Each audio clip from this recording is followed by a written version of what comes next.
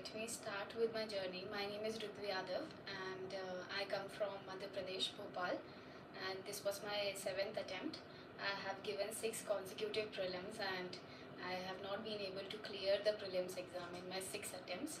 But this time in 2023 attempt, I was able to crack my prelims, then mains, then interview in one go. And I've secured All India rank 470 this year, and I'll be getting probably the Indian Police Services. So सबसे पहले जैसे मैंने बताया कि I could not clear my 6 consecutive prelims, तो prelims की बात करते हैं. Where did I go wrong? And this session will be in both Hindi and English. तो हम बाइलिंगुअल रखते हैं और आप भी इन बिटवीन मुझसे कुछ भी कमेंट्स में पूछ सकते हैं. जो भी मुझसे रेलेवेंट क्वेश्चन आपको हेल्प करेगी आपकी स्ट्रैटेजी में, I be more than happy to help you guys. So मैं एक रूरल एरिया से आती हूँ and then from rural area I migrated to the urban setting in 2005. I have done my graduation and schooling from St. Xavier Schools, Bhopal in English medium. Then I have done my graduation in BCom honors and masters in finance from Bhopal only. उसके बाद मैं 2017 से preparation चालू कर दिया था. So I did my foundation course also और 9 महीने के फाउंडेशन कोर्स के बाद तुरंत ही मैंने सबसे पहले अपना फॉर्म भर दिया. And I was like, because मैं एक बहुत अच्छी स्टूडेंट थी पढ़ने में during my school days and college days. I use to be the topper. तो मुझे लगा कि जैसे ही जो भी कोचिंग में करा रहे हैं तो that will be more than sufficient and you are good to go. आपने फॉर्म भर दिया है, अपने फाउंडेशन कोर्स कर दिया है एंड आपका पेपर निकल जाएगा. But this is a myth. You need to, along with the coaching, you need to study the PYQs. You need to prepare all the topics जो UPSC पूछ रहा है, because through only through PYQs you'll be able to know कि actually UPSC का focus area क्या है. तो आप UPSC के PYQs के थ्रू ये जान पाएंगे कि हिस्ट्री में भी कुछ पर्टिकुलर टॉपिक्स रिपीट हो रहे हैं, पॉलिटी में भी पर्टिकुलर टॉपिक्स रिपीट हो रहे हैं, similarly in geography, environment and science tech और IR. तो सारी चीज़ें आपको तभी रियलाइज़ होंगी जब आप PYQs देखोगे. तो इन माई इनिशियल 2-3 अटैम्प्ट्स मैं सिर्फ कंटेंट के पीछे भाग रही थी इन GS एंड उसके चक्कर में I accumulated a lot of knowledge. मैंने NCERTs भी पढ़ी, मैं स्टैंडर्ड बुक्स पे भी गई और उसी के साथ मैंने कुछ एक्सटर्नल बुक्स भी पढ़ी जैसे लूसेंट वगैरह जो उस टाइम पे रिक्वायर्ड नहीं थी. And I use to be over prepared and in those 2 hours of the exam मैं प्रेशर में आ जाती थी. और जब मैं, क्योंकि मैं PYQ देख के नहीं जाती थी तो मुझे नहीं पता था कि एग्ज़ाम का पैटर्न क्या है और कैसे एलिमिनेट करना है, वहाँ कॉमन सेंस लगाना है और अपने प्रेशर को पूरा कंट्रोल करके आपको उन्हीं 2 घंटे में आंसर निकालने हैं. And the best part about the UPSC exam is that they do not, वो नहीं आपसे चाहते हैं कि आप 200 में से 200 लेके आओ. वो बस इतना चाहते हैं कि आप एक bare minimum cut off clear करो. और वो बेयर मिनिमम आप तभी कट ऑफ क्लियर कर सकते हैं जब आप एग्ज़ाम कंडीशन में सबसे पहले जाके मल्टीपल आप रिपीटेशन में एक बार देख लेते हो पेपर को. आप अपने आप को जैसे इस बार मेरे अटेम्प्ट में मैंने ये किया कि 2023 was an exceptional paper, most difficult paper, और आप कितनी भी प्रिपेयर्ड हो उसके बावजूद भी देर आर मैनी कैंडिडेट्स जो इस बार नहीं सिलेक्ट हुए हैं. बट इस बार मैं सिलेक्ट हो गई. क्यों? क्योंकि when I looked at the paper I was like कि ये क्या हो गया है, ये सारे ऑप्शंस चेंज हो गए, एलिमिनेशन टेक्निक यहाँ काम नहीं कर रही है एंड इस पेपर में मैं क्या करूँगी. मैंने अपने आजू बाजू बगल में देखा कि सबका कंडीशन कैसा है. Then everybody was crying and सबका टेंशन वाला माहौल हो गया था. तो मैंने सोचा कि ठीक है, अब मैं भी क्या करूँगी. तो मैंने शुरू में इनिशियली पेपर को घुमाया, देखा, सारे क्वेश्चंस आइडेंटिफाई करे कि पॉलिटी से ये बन जाएगा, इकोनॉमिक्स से ये बन जाएगा, चलो 40-50 क्वेश्चंस की तो जुगाड़ हो जाएगी. बट फिर क्योंकि मैंने जो इनिशियल 5-10 मिनट्स लिए पेपर को देखने में, तो मेरा जो शॉक फैक्टर था वो वहीं के वहीं कंट्रोल हो गया. And I was constantly smiling at the paper कि अगर मेरा नहीं होगा तो किसी का भी नहीं होगा, क्योंकि सबके लिए पेपर डिफ़िकल्ट है. And that worked for me. I took my pressure of और चाहे कितना भी डिफ़िकल्ट पेपर हो वही स्ट्रैटेजी लगी, वही PYQ. क्योंकि मैं अपने 4थे 5वें अटैम्प्ट में I was completely focusing on the PYQ. और पहले के सारे अटेम्प्ट में मैंने इतने सारे टेस्ट लगाए, इतनी सारी कोचिंग के टेस्ट लगाए, चाहे वो विजन हो, फोरम हो, इनसाइट हो, नेक्स्ट IAS हो, सारे क्वेश्चन से मुझे नॉलेज तो बिल्ड अपॉन हुआ, कंटेंट तो बिल्ड अपॉन हुआ, और हमेशा I use to score very good in my mock test. 100 के ऊपर आ रहे हैं, 120 के ऊपर आ रहे हैं। एंड मुझसे हमेशा लोग बोलते थे कि you are always ready to clear this paper, but पता नहीं वहाँ पे I was not able to control my pressures, तो उस चक्कर में नहीं हुआ। फिर लास्ट के 5th और 6th अटेम्प्ट में I was not able to crack my CSAT exam, but फिर मैंने CSAT की भी स्ट्रैटेजी बनाई। In the last GS I scored around 98 in GS and around 72 in my CSAT paper. तो मैं इस कंडीशन में मैंने क्या किया कि CSAT के लिए मैंने फिर से PYQ पे गई। मैंने आइडेंटिफाई किया कि PYQ में कुछ थीम्स है जो CSAT पेपर में आ रहा है, जैसे कि नंबर सिस्टम आ रहा है, उससे अराउंड 10 to 12 क्वेश्चन आपके डायरेक्टली इनडायरेक्टली आ रहे हैं। सिमिलरली आप देखो परमिटेशन कॉम्बिनेशन के 4-5 क्वेश्चन आ रहे हैं, पैसेजेस के लगभग 25 से 32 क्वेश्चन आ रहे हैं, और उसके अलावा आपकी लॉजिकल रीजनिंग आ रही है, अजम्पशन बेस्ड आ रहे हैं, डेटा सफिशिएंसी के क्वेश्चंस आ रहे हैं, सिलॉग्स के क्वेश्चंस आ रहे हैं।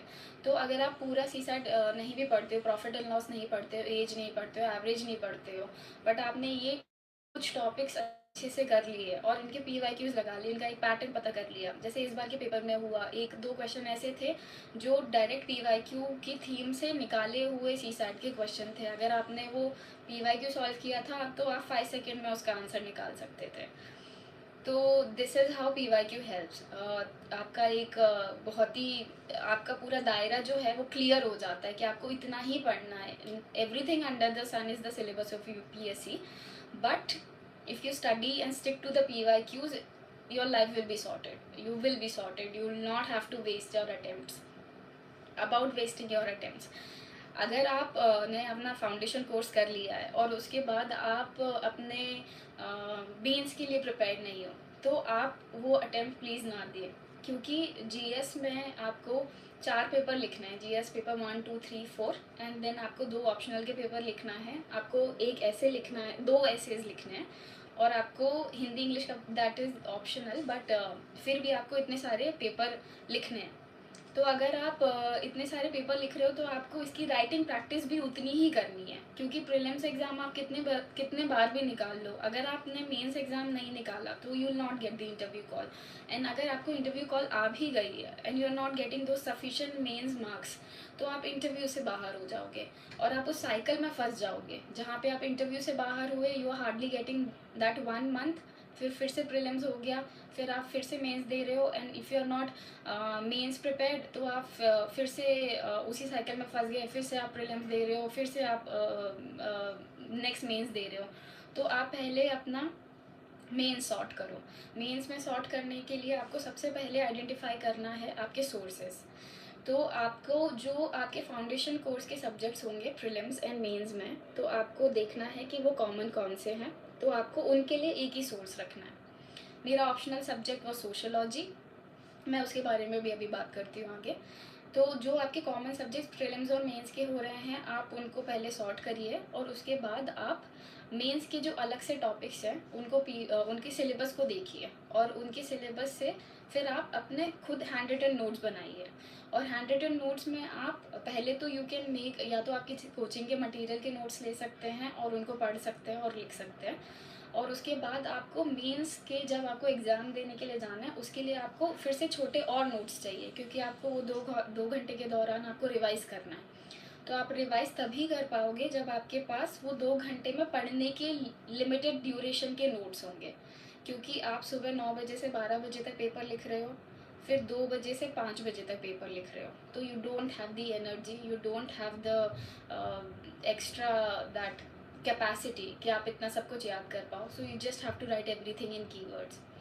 तो आप GS पेपर 1 में आते हैं, तो हिस्ट्री, जो आपके सिलेबस के मेन टॉपिक्स हैं that is history, geography and society and world history. तो आपकी हिस्ट्री एंड जोग्राफी जो है वो आपका प्रीलिम्स में कवर हो जाएगा। बट उसके अलावा कुछ कुछ इंपॉर्टेंट टॉपिक रहते हैं, जैसे विजयनगर एम्पायर हो गया, जैसे दिल्ली सल्तनत हो गई, जो यूपीएससी की फेवरेट थीम है, जो आर्ट एंड कल्चर के क्वेश्चंस है जो मेंस में यूपीएससी पूछता है। तो ये आपको अलग से पढ़ना है और इसके अलग से नोट्स बनाने हैं और आपको पीवाईक्यू प्रैक्टिस करनी है। with that limited knowledge only you have to write exceptional answers। आपको डायग्राम भी बनाने हैं। For diagrams you can use the fine arts book, और उसमें से आप डायग्राम्स देखें, चाहे वो टेम्पल आर्किटेक्चर हो, चाहे वो बुद्धा का हेयर स्टाइल हो, टाइप्स ऑफ बुद्धा स्कूल हो, या फिर जैनिज़्म का कुछ स्कूल ऑफ थॉट हो। तो ये सारी चीज़ें आपको इंडियन फाइन आर्ट्स की बुक में मिल जाएगी। उसके अलावा ज्योग्राफी में आप वही एनसीईआरटी, बेसिक एनसीईआरटी पे स्टिक टू रह सकते हैं। उसके अलावा जीसी लियोंग से आप, जो second half of GC Leong है, उससे आप वेजिटेशन का पोर्शन पढ़ सकते हैं। That will help you both in prelims and mains.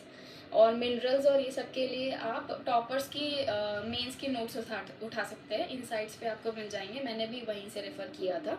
और एग्रीकल्चर वाले पोर्शन के लिए आप एनसीईआरटीज़ पे रिलाई कर सकते हैं, that is more than sufficient. और उसके अलावा आपको कुछ कुछ वेबसाइट्स पे जाना है, जैसे मिनिस्ट्री ऑफ एग्रीकल्चर की वेबसाइट पे आपको क्रॉपिंग पैटर्न ढूंढना है, आपको एमएसपी किस किस क्रॉप पे मिल रहा है वो देखना है, एक जनरल ट्रेंड देखना है, ताकि आपको, जैसे इस बार के क्वेश्चन में नाइजर क्रॉप करके पीवाईक्यू आया था for the MSP in prelims, but the MSP topic is also important for the mains.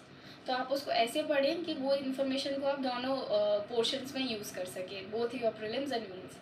फिर सोसाइटी के लिए मैंने स्मृति मैम के नोट्स रेफ़र किए थे, वो विजन आईएएस में पढ़ाती है, तो आप वहाँ से विजन आईएएस के नोट्स, स्मृति मैम के नोट्स रेफ़र कर सकते हैं, वो मोर देन सफिशेंट है। मैं कंसिस्टेंट कैसे रही, और मेरी सीसैट की स्ट्रैटेजी यही रही कि मैंने अपना टाइम डिवाइड कर लिया था, कि सबसे पहले मैं सीसैट में 40 मिनट्स मैंने अपने पैसेजेस के लिए रखे, और उन पैसेजेस में मैंने लगभग जितने भी टोटल पैसेजेस थे वो 40 मिनट्स में मैंने वो पैसेजेस पूरे सॉल्व कर दिए। और उसके बाद जो मेरे पास 1 आवर 20 मिनट्स मोर था, तो मैंने 10 मिनट्स रखा था कि मैं OM मार्कशीट को भरूंगी। उसके अलावा जो 1 घंटा था उसमें मैंने पहले शुरू के 10 मिनट में क्वेश्चन आइडेंटिफाई कर लिए थे कि मुझे कुछ 50 क्वेश्चन लगाना है, तो मैं कौन कौन से क्वेश्चंस लगाऊंगी जो मैं प्रैक्टिस करके आई हूँ, जैसे कि नंबर सिस्टम, जैसे कि परम्यूटेशन कॉम्बिनेशन, लॉग्स, देन वो लीनियर इक्वेशंस, और ये सारे क्वेश्चन जो मैं प्रैक्टिस करके आई थी वो मैंने आइडेंटिफाई कर लिए थे। अब इसमें क्या चाहिए कि ज़रूरी नहीं है जो क्वेश्चन मैं प्रैक्टिस करके आई हूँ वो मुझसे वहाँ सॉल्व हो। अगर मुझे 30 या 40 सेकेंड से ज़्यादा क्वेश्चन समझ नहीं आ रहा है, या 1 मिनट से ज़्यादा हो गया है, तो मैं वो क्वेश्चन छोड़ दूँगी, मैं आगे बढ़ूँगी। बट शुरू के 10 मिनट में आप वो 40 से 45-50 क्वेश्चन आइडेंटिफाई कर लो, इंक्लूडिंग योर पैसेजेस। और पैसेजेस में भी आप ये देखोगे कि आपको अजम्पशन वाले करना है, नहीं करना है, इन्फेरेंस वाले करना है, डायरेक्ट मैसेज वाले करना है, समरी वाले करना है, ये भी आप शुरू के 5 से 10 मिनट में आइडेंटिफाई करेंगे। और वही पेपर फ्लिपिंग टेक्निक आप यूज़ करेंगे, क्योंकि ऐसा होता है कि मेरा जो पुराना अटेम्प्ट था उसमें मैंने लास्ट में जब पैसेजेस पे आई, तो इसी पैसेजेस को भी आप सॉल्व नहीं कर पाते हो, क्योंकि आप इतने टेंशन और पैनिक में होते हो कि मेरा क्वेश्चन गलत ना हो जाए, क्योंकि आप हर क्वेश्चन काउंट करके लगाते हो कि अगर आपने एक क्वेश्चन गलत कर दिया तो माइनस इतना हो जाएगा, ये कर दिया तो प्लस 2.5 हो जाएगा, एंड आपका स्कोर आगे पीछे जा रहा है। तो आप उस स्ट्रैटेजी को अभी पीवाईक्यूज़ पे प्रैक्टिस कीजिए, और जितने भी आपके पीवाईक्यूज़ हैं उसको आप टॉपिक वाइज डिवाइड करो, कि वो टॉपिक जो आपने पढ़ा है उससे आपके कितने क्वेश्चन सही हो रहे हैं। और लास्ट में सिर्फ आप पीवाईक्यूज़ कीजिए, आप कोई कोचिंग का मौक मत दो, आप वही 9:30 to 11:30 बैठो, और सिमिलरली 2 घंटे के बाद आप सीसैट के लिए बैठो। Then coming back to the main strategy again, GS paper 2 के लिए आप लक्ष्मीकांत को यूज़ करेंगे, बट लक्ष्मीकांत के अलावा आप सेकेंड ARC की रिपोर्ट, समरी रिपोर्ट पढ़ेंगे। उसके अलावा आप गवर्नमेंट वेबसाइट से एग्जाम्पल्स वगैरह लेंगे, जैसे नीति आयोग के बेस्ट एग्जाम्पल रिपोर्ट्स होते हैं, 5 ईयर स्ट्रैटेजी है, और उसके अलावा आप इकोनॉमिक सर्वे से भी कुछ चीज़ें गवर्नेंस के लिए यूज़ कर सकते हैं। फिर सोशल जस्टिस का जो पार्ट है, सोशल जस्टिस में वो स्मृति मैम के नोट से ही सोसाइटी और सोशल जस्टिस पार्ट कवर हो जाता है। उसके अलावा आप स्कीम्स और एडिशनल वैल्यू एडिशन के लिए आप यूज़ करेंगे योजना, कुरुक्षेत्र, या फिर कोई भी ऐसी मैगजीन्स और वेबसाइट्स या न्यूज़पेपर से जो आपको बेस्ट एग्जांपल्स मिलते हैं, केस स्टडी मिलती है, किसी कंट्री का बेस्ट प्रैक्टिस मिलता है, या फिर फॉर एग्ज़ाम्पल आप ऑनलाइन भी कुछ भी चीज़ सर्च कर सकते हैं जो आपको लगता है कि आपके आंसर को वैल्यू एडिशन देगा और उसको एनरिच करेगा।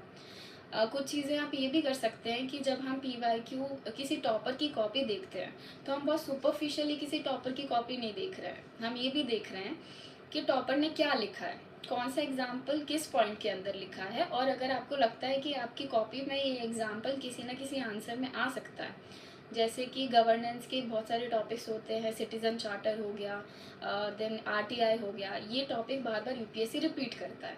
तो अगर किसी टॉपर ने इस पर बहुत अच्छा आंसर लिखा है, उसका एक बहुत अच्छा डेफिनेशन दिया है, एक बहुत अच्छा डेटा दिया है, उसके एग्जाम्पल्स दिए हैं, वे फॉरवर्ड दिया है, इशूज़ दिया है, चैलेंजेस दिया है, तो आप उधर से भी वो कंटेंट को यूज़ करके अपने नोट्स में लिख सकते हैं। जो आपने ऑलरेडी नोट्स बनाए उसमें वैल्यू एडिशन कर सकते हैं और फिर इस वैल्यू एडिशंस को आप अपने एग्ज़ाम में रेप्लिकेट कर सकते हैं। उसके अलावा आपका GS2 में फिर इंटरनल IR होगा। तो IR के लिए मैंने दिपिन फोरम IAS के दिपिन सर हैं, उनको फॉलो किया था, जो कि प्रीलिम्स के बाद मेंस की उनकी क्लास चालू होती है ऑनलाइन, तो आप उधर से कंटेंट को यूज़ कर सकते हैं। और उसके अलावा मैंने विजन IAS का मेंस का मटेरियल यूज़ किया था IR के लिए। इवन विजन IAS का मैंने सोशल जस्टिस के लिए भी मेंस का मटेरियल यूज़ किया था, खासकर women and then vulnerable section, जहाँ पे चिल्ड्रन है, एल्डरली है, ट्रांसजेंडर्स हैं। और आप अपने आंसर को इंक्लूसिव बनाने के लिए हमेशा ये चीज़ यूज़ कर सकते हैं कि आप अगर आपका GS पेपर 1 का भी पॉइंट हो तो भी आप उसमें ट्रांसजेंडर का कोई पॉइंट डाल सकते हैं, या फिर आपका GS पेपर 2 का भी पॉइंट हो उसमें भी आप हिस्ट्री डाल सकते हैं। बट डिपेंड करता है कि ये क्रिएटिविटी आप अपनी आंसर राइटिंग प्रैक्टिस के दौरान ट्राई एंड टेस्ट करिए। आपको कोचिंग के मॉक्स में, इवैल्यूएशन में वो चीज़ का फीडबैक मिल जाएगा कि whether you are able to nicely inculcate and make a holistic answer और नॉट। फिर हम आते हैं GS3 पे। तो GS3 में सबसे पहले एग्रीकल्चर वाला पोर्शन है।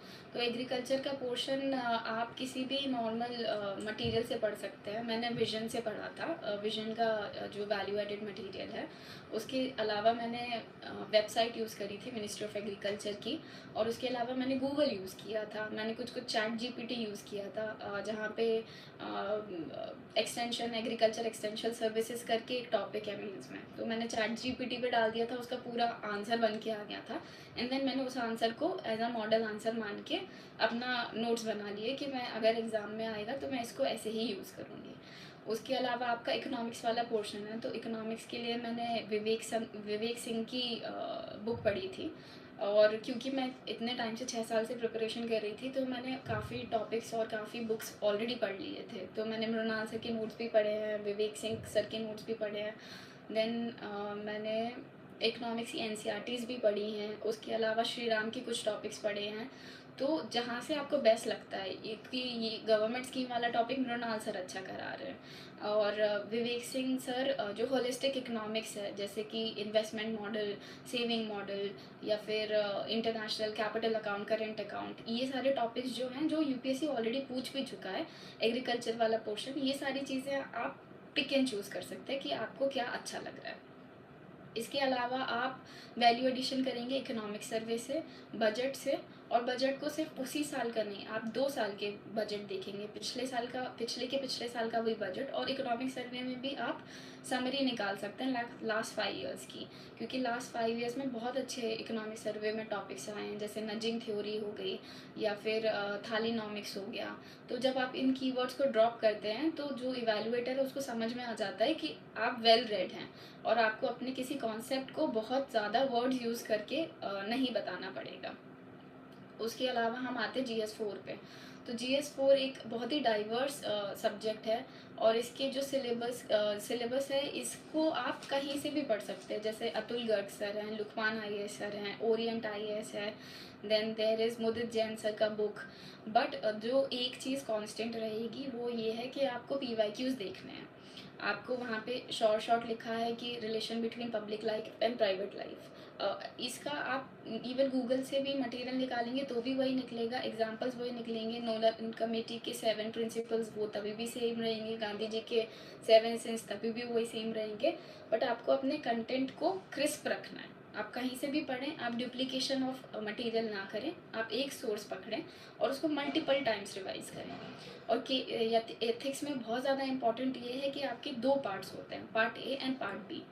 अगर आपने थ्योरी वाला पोर्शन अच्छे से नहीं किया है, जैसे जस्टिस की थ्योरी हो गई, यूटिलिटेरियन अप्रोच हो गया, कॉन्सिक्वेंशियलिज्म हो गया, अगर आपने इन चीज़ों को इन्वाइव नहीं किया, आपने ठीक से समझा नहीं है, तो अपने पार्ट बी जो कि केस स्टडी है, जो कि एक नॉर्मल केस स्टडी होगी कि आप सो एंड सो हैं, आपके यहाँ पे ये सिचुएशन हो रही है, डिज़ास्टर मैनेजमेंट हो रहा है या वुमेन के साथ अच्छा नहीं हो रहा है, तो how are you going to change her how are you going to change her condition, or how are you as a district magistrate going to take steps and do justice to these people. तो आप अपने paper 1 part 1 के portion को use करके, वही theories को use करके एक अच्छा आंसर बनाएंगे, एक कॉमन सेंसिकल अच्छा आंसर बनाएंगे, और उसी के जो एग्जांपल्स हैं आप उनको भी रेप्लिकेट कर सकते हैं। और केस स्टडीज़ के लिए आप अगेन PYQ पे जाएंगे ताकि आपको पता चले कि किस टाइप की थीम्स आ रही है PYQs में। उसमें भी 4-5 थीम्स हैं, डिज़ास्टर मैनेजमेंट रहेगा, वुमेन रहेगा, फायर रहेगा, रिहैबिलिटेशन रहेगा, देन कुछ स्लम्स और इस तरीके की केस स्टडीज़ होंगे। तो आप एक टेम्पलेट बना लेंगे, चाहे वो आप टेस्ट सीरीज़ में यूज़ करें या आप मेन एग्ज़ाम में यूज़ करें, और उन टेम्पलेट्स को आप वापस से रेप्लिकेट करेंगे अपने एग्ज़ाम में। क्योंकि एथिक्स जो पेपर है, अगर आप ठीक से प्रिपेयर होके नहीं गए तो आपका पेपर छूट सकता है। It is a very lengthy paper, and the paper will always be difficult and always be diverse, and it will always give you bouncers, और अगर आप उसके लिए प्रिपेयर नहीं हैं तो आपका पेपर छूट सकता है। And trust me on this, आप अपना पेपर छोड़ना नहीं चाहेंगे, क्योंकि इस बार मैं अगर मेरे 3 नंबर आ जाते तो I would have got IAS services. तो आप एक भी नंबर छोड़ना नहीं चाहेंगे, आप चाहेंगे कि आपका टाइम पे पेपर कंप्लीट हो और आपने जो भी पढ़ा है आप उसको रेप्लिकेट करके आ सको, आप उसको रिप्रोड्यूस करके आ सको। तो फॉर एग्ज़ाम्पल मैंने ये निकाला था अपना, जैसे ये है, मैंने ये 2 घंटे में नोट्स रिवाइज करे हैं अपने एथिक्स के, जो कि मेरा पेपर 3 और पेपर 4 के बीच में गैप था। तो दीज विल हेल्प यू कि आपको कौन सा डायग्राम बनाना है, क्या लिखना है, एंड ये 2 घंटे में इजीली रिवाइज हो जाता है। इनफैक्ट आप 2 बार भी रिवाइज कर सकते हो। सिमिलरली आप CSAT के लिए मैंने एक डायरी बनाई थी, और उसमें CSAT के सारे इधर फॉर्मूलेज लिखे हुए हैं, तो ये भी आपके 2 घंटे में सारे फॉर्मूलेज रिवाइज हो जाएंगे before the prelim CSAT paper and after the GS paper 1। फिर उसके बाद हम आते हैं ऑप्शनल पे। तो मेरा ऑप्शनल सोशो है, और इस बार मेरे 284 नंबर आए हैं, 140 इन paper 1 and 144 in paper 2। And मैंने ज़्यादा कोई टेस्ट नहीं लिख पाए थे क्योंकि आई जस्ट हैड 3 मंथ्स। तो मेरे पास जितने भी मेरा मटेरियल था मैंने उसको मल्टीपल टाइम रिवाइज़ किया, लगभग 4 to 5 टाइम्स मैंने उसको रिवाइज़ किया। पर एक जो चीज़ मैं पूरे अपने अटैम्प्ट्स में कर रही थी जब भी मैं प्रीलिम्स फेल होती थी, is that I always use to brainstorm on the PYQs, and I always use to write answers. अगर मैं नहीं भी लिख पा रही हूँ तो भी मैं उस टॉपिक पे ब्रेनस्टॉर्मिंग ज़रूर करूँगी। तो मैंने सोशल में भी वही किया, मैंने हर टॉपिक को ब्रेनस्टॉर्म किया और उसके मल्टीपल डायमेंशंस निकाले, उसके मल्टीपल स्कूल ऑफ थॉट्स निकाले, पर्सपेक्टिव लिखे। एंड ड्यूरिंग दी एग्ज़ाम मेरे पास हर अपने क्वेश्चन में कम से कम 4 से 5 थिंकर 10 मार्कर में थे, और लगभग 7 to 8 thinkers in my paper, in my 10-15 marker. और उस पेपर में भी लगभग मेरे जितने फ्रेंड्स थे जो सेम सेंटर में थे, उनका पेपर छूटा था, किसी का 10 नंबर का छूटा है, किसी का 20 नंबर का छूटा है, and I was able to complete the paper on time, क्योंकि मैं ऑलरेडी PYQ देख के आई थी, उनको प्रैक्टिस करके आई थी, उन पर ब्रेनस्टॉर्म किया था, मैंने उनके पे कंटेंट मेंटेन किया था कि मैं ये लिख के आऊँगी। And I did little unconventional, कि जो जैसा लिखा जाता है वैसा नहीं, जो वहाँ पे रिक्वायरमेंट ऑफ द टाइम था, जिस तरीके के डाइवर्स क्वेश्चन आ रहे थे, मैंने उस तरीके से अपने थिंकर्स को यूज़ किया। ऐसा नहीं है कि आप हर क्वेश्चन को हमेशा केटर कर पाओगे, बट क्योंकि आप इतने अच्छे से प्रिपेयर्ड हो तो आप कुछ ना कुछ तो लिख के आओगे, डेफिनेटली कुछ ना कुछ लिख के आओगे। आप उस कीवर्ड को पकड़ोगे, आप क्वेश्चन को ब्रेक डाउन करोगे 2 से 3 पार्ट में, और उस 2 से 3 पार्ट में एटलीस्ट आपको 2 पार्ट्स तो आते होंगे, तो एटलीस्ट आपका 10 मार्कर कॉम्प्रोमाइज़ नहीं होगा, आपके 2 या 3 नंबर कॉम्प्रोमाइज़ होंगे, but you can still write the major part of your question. तो इस तरीके से आपके चारों पेपर कंप्लीट होते हैं, ऑप्शनल पेपर कंप्लीट होता है। और एससी जो है that is a game changer. Again, अगर आपको रैंक इम्प्रूव करना है या फिर आपको UPSC इंटरव्यू में आना है, आपको फाइनलिस्ट में आना है, then you have to stick to 3 principles: ethics, optional and essay. अगर इन तीनों पेपर में आपके डिसेंट स्कोर आते हैं, और यही तीन एक रिलायबल पेपर हैं जो आपको नंबर दिला सकते हैं, क्योंकि मेजरली जितने भी जीएस पेपर 1 2 3 हैं वो हमेशा ट्रिक क्वेश्चन आएगा, या फिर डाइवर्स क्वेश्चन आएगा, पीवाईक्यू थीम होगी पर उसका लैंग्वेज अलग होगा। बट ये क्वेश्चन जो एसेस है या फिर ऑप्शनल है या फिर एथिक्स है, इसमें फिर भी आपकी थीम और question as it is verbatim repeat होता है।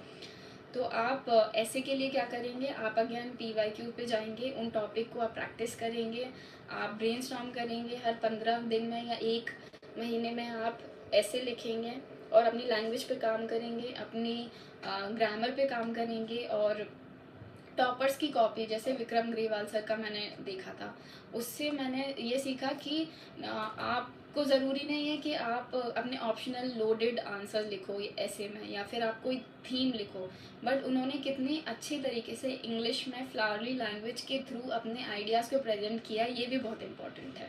क्योंकि ऐसे paper is all about English, it is the normal English paper, just like any other essay paper. You have to practice like that only, that you write very good content, but at the same time in a very interesting manner, कि जो evaluator है वो शुरू से लेके आपके आखिरी 10 पन्नों तक आपके साथ जुड़ा हुआ है।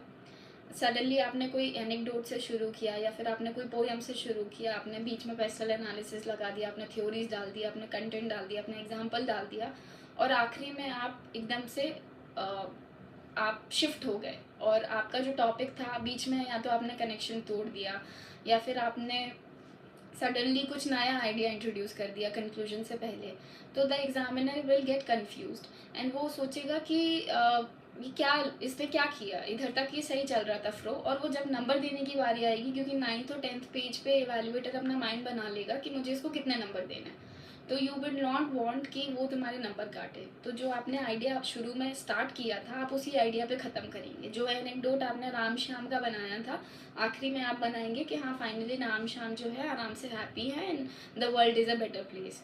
You should always have a positive outlook. Question कितना भी क्रिटिकल हो, the demand of the question जो है क्रिटिकली एनालाइज करें, बट आप क्रिटिकल एनालिसिस देने के बाद एक अच्छा सा वे फॉरवर्ड देंगे।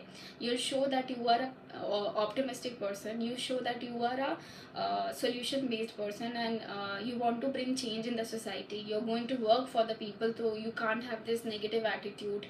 Similarly ऐसे में भी कितना भी टॉपिक, कितना भी बाइज्ड हो, कितना भी वैल्यू लोडेड है, आपको अपना न्यूट्रलिटी मेंटेन करना है। तो इस तरीके से you will score good marks in all your papers. फिर इसके अलावा मेरे को कुछ क्वेश्चन एड्रेस करने हैं, तो मैं वो बताती हूँ। Meanwhile you can ask your doubts, आपको जो भी डाउट्स हैं मैं एड्रेस करूँगी।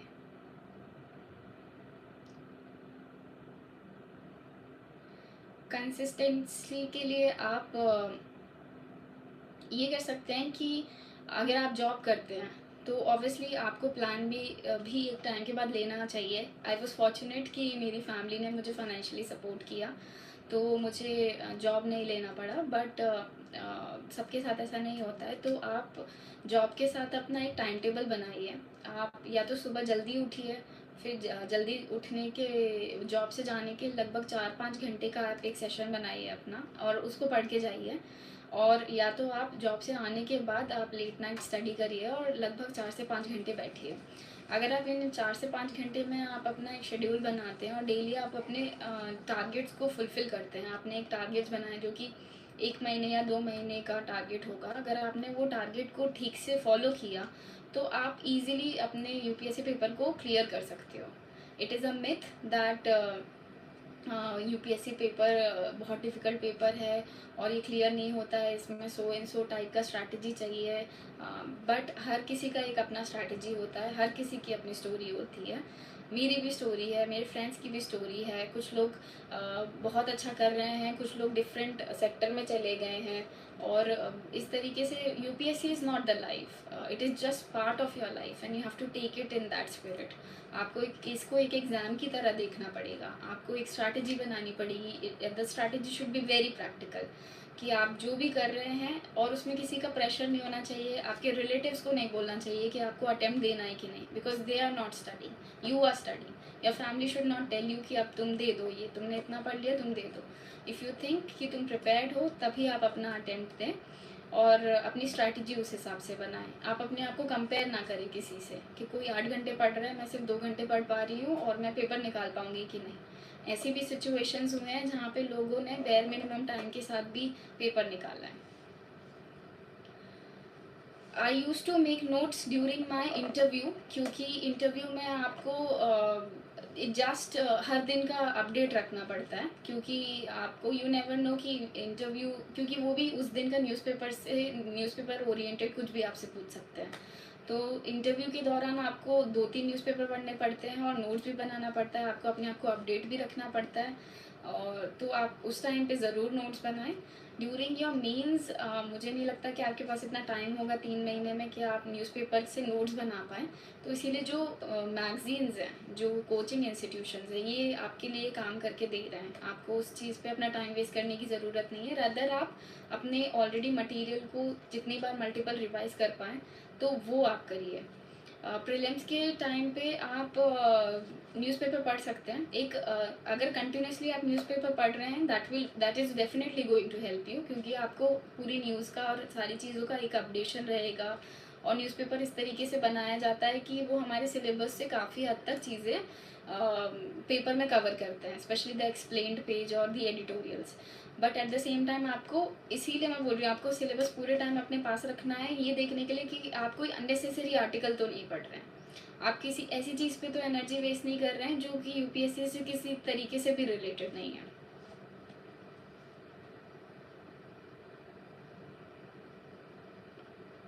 एथिक्स को मिनिमम टाइम देना चाहिए। डिपेंड करता है कि आपकी स्पीड क्या है। सिलेबस कंप्लीट करने के लिए आपको लगभग 1.5 से 2 महीने और केस स्टडीज़ के साथ लगभग 3 महीने भी लग सकता है। But once you are done with one reading of your syllabus, तो आपको नेक्स्ट उसका हाफ होना चाहिए। जैसे रिवीजन में हम कहते हैं कि आपने शुरू में जितने भी घंटे लिए हैं, फिर आपको उसका हाफ टाइम लेना चाहिए, फिर उस हाफ टाइम का हाफ टाइम लेना चाहिए, उस हाफ टाइम का हाफ टाइम। इसीलिए हम सिनॉप्सिस बनाते हैं। इसलिए हम जो मैंने आपको नोट्स दिखाए, वो मेरे 200 पेजेस के नोट्स 5 पेज में आ गए। तो इसी तरीके से आपको पहले अच्छे से, फर्स्ट रीडिंग शुड ऑलवेज भी, आपको जितना टाइम लग रहा है, आपकी मेंटल कैपेसिटी जितनी है, आपकी लर्निंग कैपेसिटी जितनी है, आप अपने आप को उतना टाइम दें। सेकेंड रीडिंग में आप उसका आधा टाइम करें, थर्ड रीडिंग में उसका आधा, और फाइनली फोर्थ रीडिंग में आपको सब कुछ ऑलरेडी याद होना चाहिए।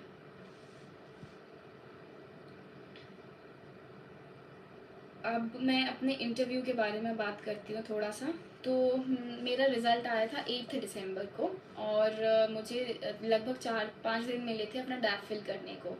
और जब तक 20 दिसंबर तक हमने अपना डैप फॉर्म फिल किया, तो हमारा इंटरव्यू डेट्स आ गए। तो my first interview date was on 17 January. तो फिर मुझे अगेन पैनिक अटैक आ गया कि मुझे इतना कम टाइम क्यों मिल रहा है, this will be my first interview. और मैं क्योंकि अप्रैल में, मई में रिज़ल्ट आना था, तो आई वाज लाइक, बीच में डेट मिल जाती, मार्च में मिल जाती, तो I would have prepared my self better. अब मैं क्या करूँगी। तो सबने अगेन समझाया, और मैंने भी अपने आप को समझाया कि ठीक है, जो भी होता है अच्छे के लिए ही होता है। तो आई वेंट टू दिल्ली, मैं गई 2 जनवरी को, मैं दिल्ली गई। मैंने लगभग 4 से 5 मॉक्स दिए, और हर मॉक के देने के बाद मैं अपना एक फीडबैक जो भी लेके आती थी उस पर काम करती थी। अगर मैं फॉर एग्जांपल 4 तारीख को मैंने मॉक दिया, तो मैं 5 को कुछ भी नहीं करूँगी। 5 को मैं आने के बाद उसको एनालाइज करूँगी कि जो मैं 4 को गलतियाँ करके आई थी, मैं वो नेक्स्ट मॉक में ना दूँ। तो 6 को मैं इनकलकेट करूँगी, जो मैंने अपने चौथे फोर्थ को मैंने जो गलतियाँ की थी उनको मैं रिपीट ना करूँ, और मैं एक बेटर आंसर दूँ। और हमेशा इंटरव्यू में you have to speak very precisely, your idea should be very concise, and आप पॉजिटिव रहने चाहिए, एंड आपकी पर्सनालिटी बात करनी चाहिए। They are not going to ask anything different और एक्सेप्शनल, वो सिलेबस ओरिएंटेड ही रहेंगे। एट द सेम टाइम जो आप ड्राफ्ट भरेंगे उसको वेरी केयरफुली भरेंगे, जिसमें आपकी स्कूल, आपकी एजुकेशन, आपकी हॉबीज़, आपके इंटरेस्ट, आपके achievements, leadership qualities, then about your father mother, their profession and occupation, ये सारी चीज़ें आपको बहुत ही केयरफुली भरना है।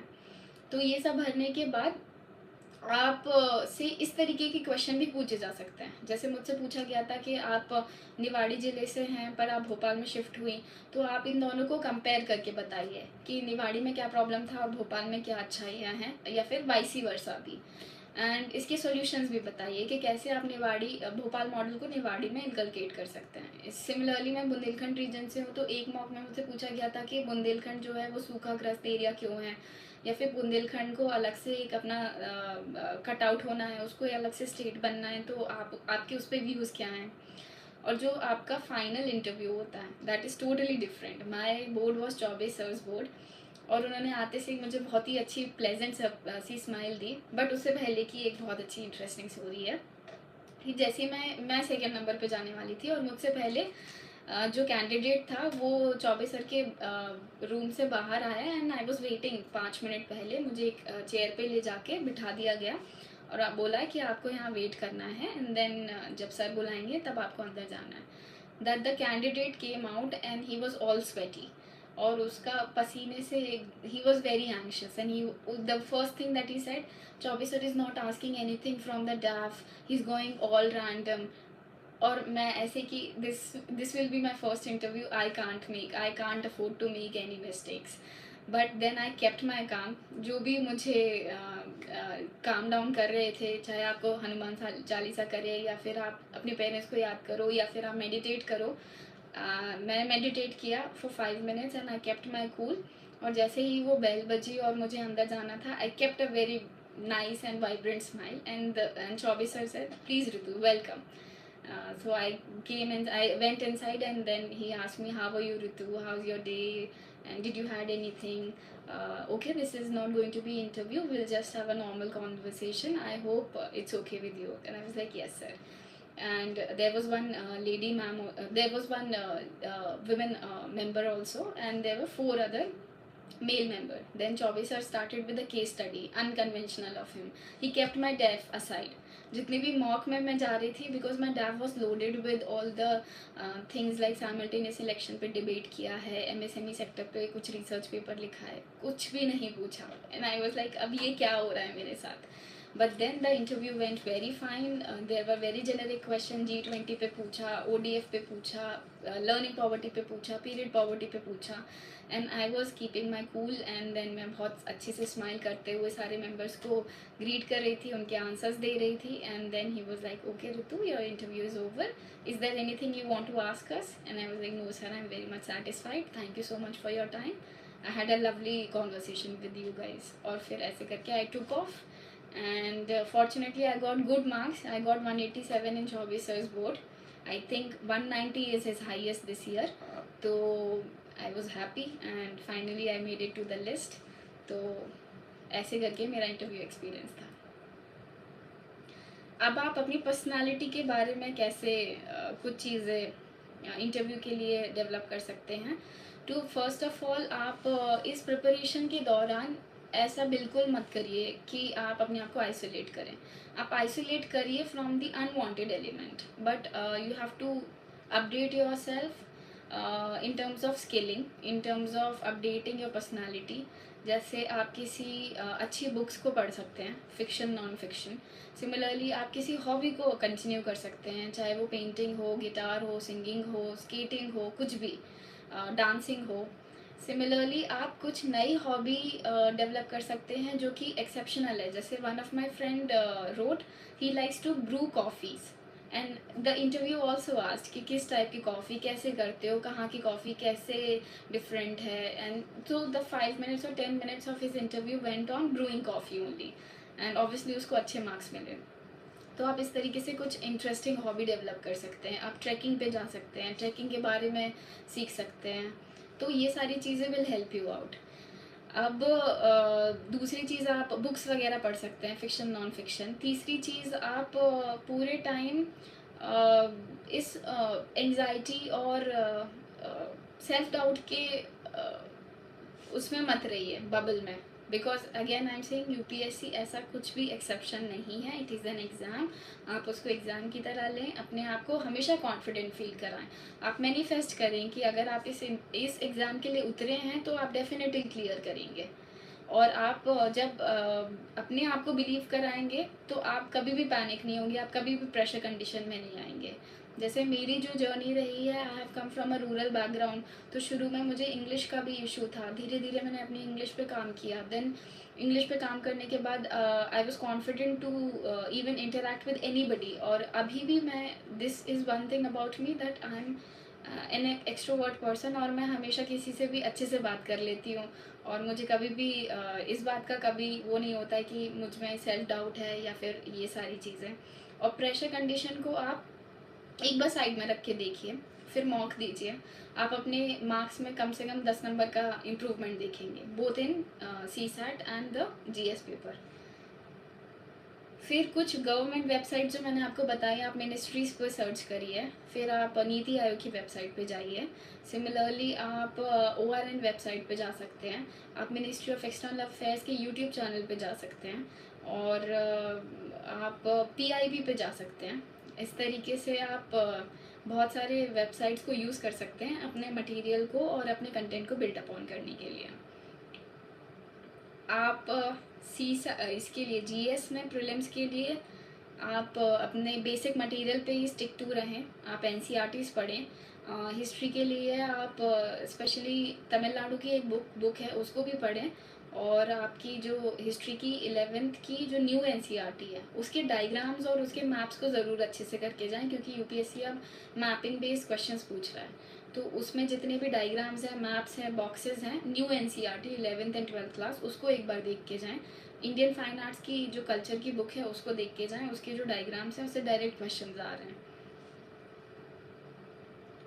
टेस्ट सीरीज़ में आप कोई भी टेस्ट सीरीज़ लगा सकते हैं। Vision is good, forum is good, next IAS is good.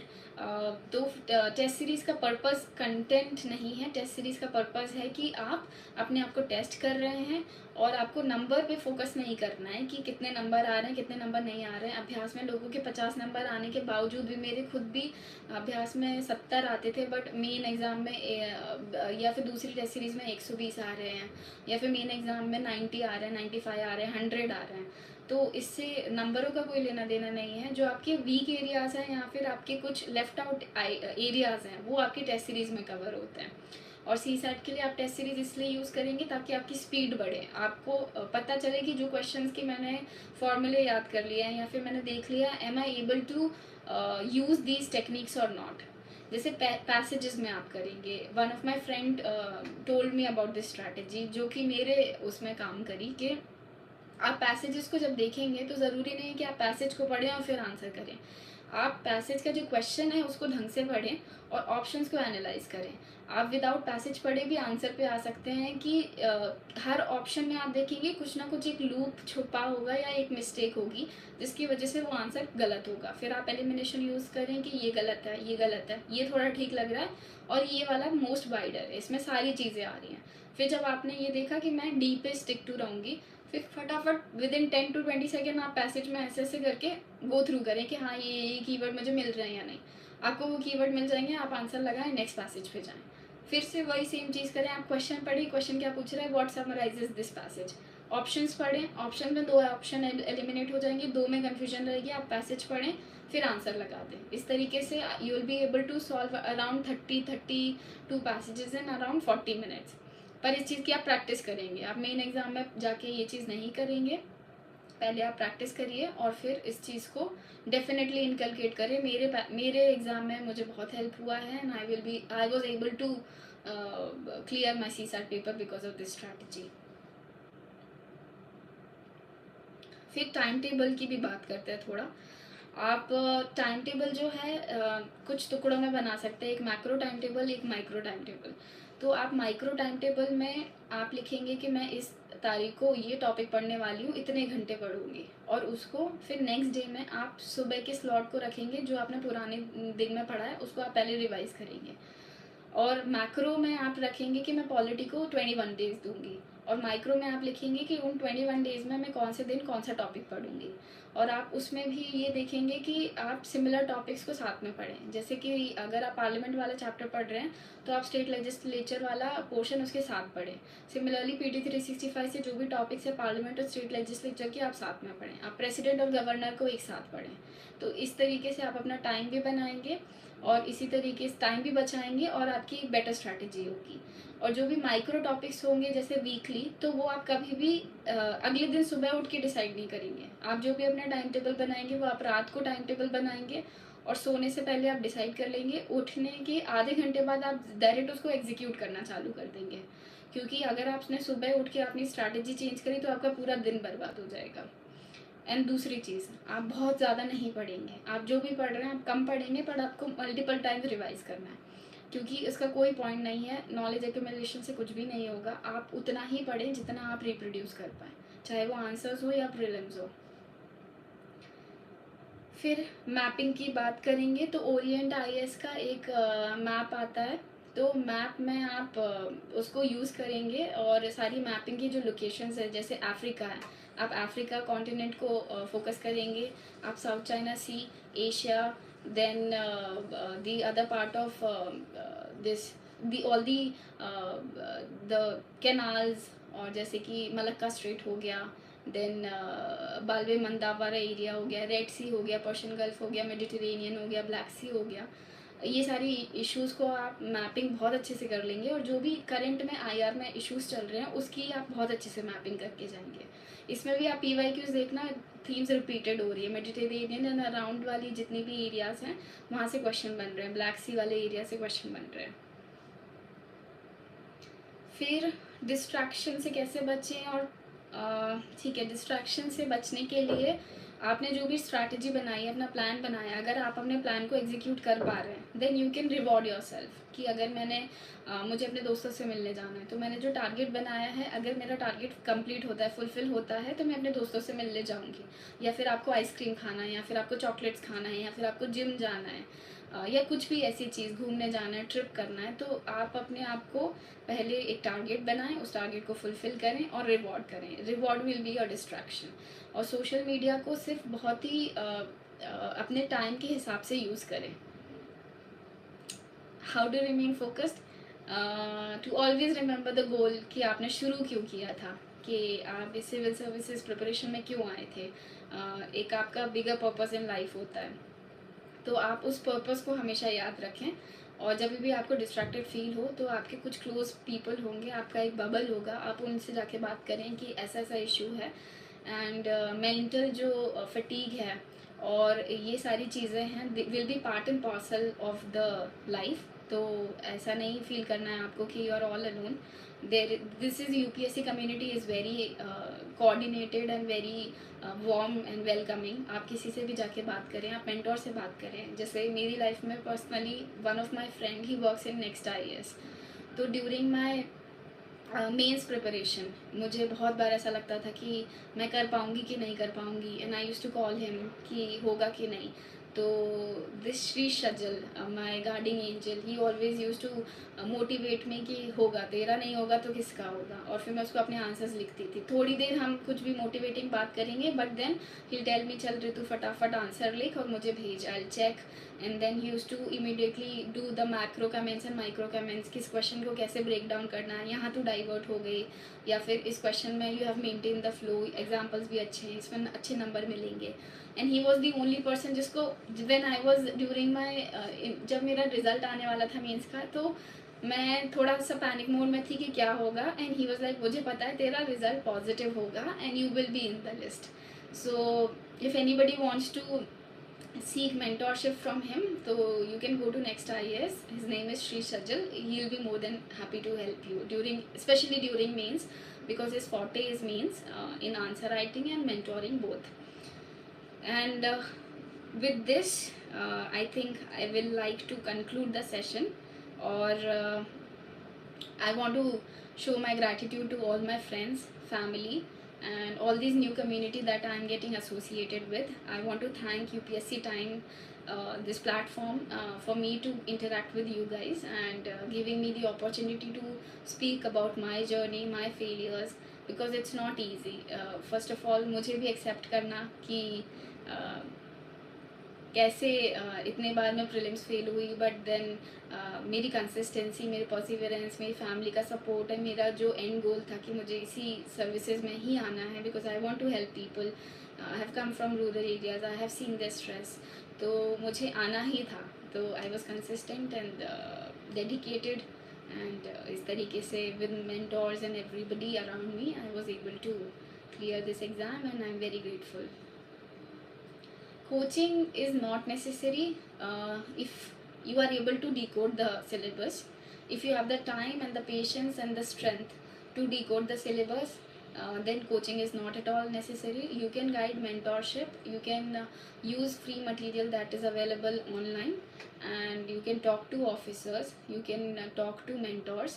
अगर आपको वो तरीके से समझा देते हैं कि the process of exam is this, you have to read this source, you have to stick to these sources and ऐसे आंसर्स लिखना है, ये इस तरीके से इंटरव्यू में जाना है, तो आपको कोचिंग की बिल्कुल भी ज़रूरत नहीं है.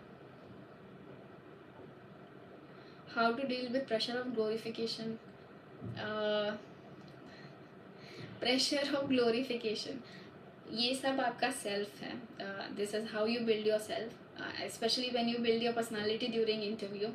तो बोथ आपको आपकी लाइफ में बुद्धा को यूज़ करना है, मध्यम मार्ग, कि when you are going to low you don't have to fall, and you are going to, if you are going high don't go too high. एक बैलेंस बना के रखना है. द साइकिल जो है, अप्स एंड डाउन्स होंगे ही. Even अभी मैं सर्विस में नहीं आई हूँ, पर सर्विस में आने के बाद भी there will be many pressure conditions, there will be many ups and downs, but then I'll have to maintain my cool, I have to work in that pressure condition. तो you have to learn that technique, और वो technique कैसे आएगी, meditation से या फिर किसी न किसी तरीके की फिजिकल एक्सरसाइज से, and also believing in your self. Ancient and medieval के लिए न्यू NCERT इनफ है. I would say if you are preparing, तो शुरू किया है तो एक बार you can go to Arya Sharma. R S. Sharma एक बार बुक रीड कर सकते हो. मेडिवल के लिए आप ओल्ड NCERT स्किप कर सकते हो, बट एंशियंट के लिए आप एक बार ओल्ड NCERT पढ़िए और न्यू NCERTs पढ़ लीजिए. That will be more than sufficient. कुछ टॉपिक्स होंगे जो आपको लूसेंट जीके से पढ़ने रहेंगे, सीइंग द पैटर्न इन 2023, तो थोड़ा सा एक्स्ट्रा पुट इन मारना पड़ेगा मेडिवल में, जो कि आपको लूसेंट जीके से मिल जाएगा. और एंशियंट का आप कुछ टॉपिक्स हैं जैसे कि Ashokan pillar inscription, rock addicts, और फिर उसके बाद these temples and there state, the temple and the type, ये सारी जो एक्स्ट्रा चीज़ें हैं ये आपको NCERT में नहीं मिलेंगी. तो आप गूगल करिए, PYQ पढ़िए, तो इन टॉपिक्स को आप गूगल कर सकते हैं. जैनिज़्म बुद्धिज़्म को स्पेशली गूगल करना पड़ेगा, बिकॉज वो NCERT में कवर नहीं हो रहा है.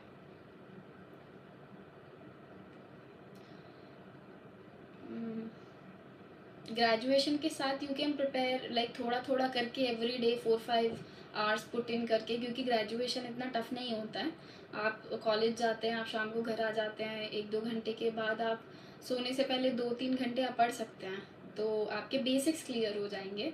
उसके बाद आपका जैसे जैसे ग्रेजुएशन ख़त्म होने लगेगा, तो आप फिर फुल फ्लेजेड 1-1.5 साल, 1 साल 6 महीने, जितना आपको रिक्वायर्ड लगता है, जितना आपको लगता है कि मुझे ज़रूरत है, आप टाइम लेने के बाद फिर अटेम्प्ट के लिए जाइए. 2025 के लिए मेरे हिसाब से this is the best time. You can start with your optional. सबसे पहले आप अपना ऑप्शनल सॉर्ट करें, ऑप्शनल पढ़ लें, कुछ आंसर्स भी लिख लें, PYQs देख लें, और फिर आप GS पेपर 1, 2, 3, 4 एथिक्स कर लें, और उसके बाद लगभग दिसंबर जनवरी तक आते आते फिर आप अपना मेंस छोड़ के then you can come back to prelims. Basic level के लिए आप NCERTs पढ़ें. NCERTs के बाद जब आपका एक बार हो जाए, आप उनके शॉर्ट नोट्स बनाएं. शॉर्ट नोट्स बनाने के बाद आप you can go back to you can then short notes बनाने के बाद आप स्टैंडर्ड बुक्स पे आ सकते हैं. How to ensure that you are on right track with self-study? You give mock tests, you practice mock tests, you write answers, you get them evaluated, then you know that you are on the right track or not. Best answers के लिए आप कुछ toppers को आप ही follow कर सकते हैं. जैसे I followed Shruti ma'am, then Shruti ma'am for GS, and then Srishti Deshmukh ma'am for my optional all India rank 5. फिर उसके बाद आप एथिक्स के लिए एक यादव मैम थी, I am not remembering her initials, but she scored some 140 in the main exam ethics paper, तो मैंने उनको फॉलो किया था एथिक्स के लिए।